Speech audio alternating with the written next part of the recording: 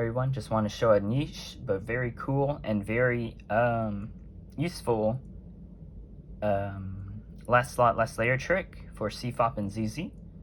So in order for this to work, you have to meet 3 requirements. You have to have an F2L case where you have the edge in the slot solved correctly, and the corner is in the U layer, and also you have to have the corner that's in the F2L slot oriented a certain way. So for example, for the front right, this LL color, which in this case is yellow, it must be pointing to the right side. Or if it was front left, it must be pointing towards the front, and so on, such that you can figure out the other two.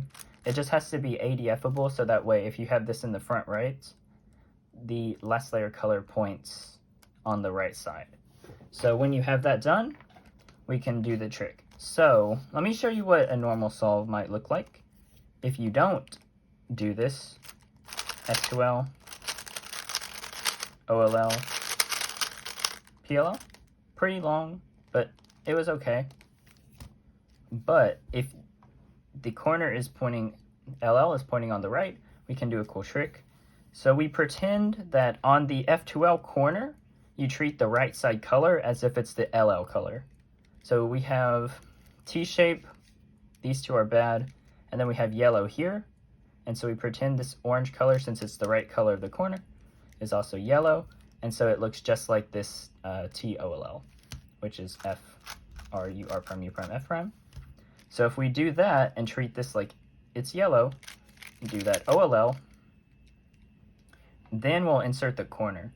And the cool trick is that if you get all your edges solved like we did this time, you can just use RUD commutators to insert the corner and skip PLL. Right, so here you can see another example. Pretty cool. If you don't get your edges solved, that was not a good J-perm. But if you don't get your edges solved, you can change how you insert the corner to affect your PLL. So you can see you're always using normal OLL algs and normal fast RUD corner com inserts.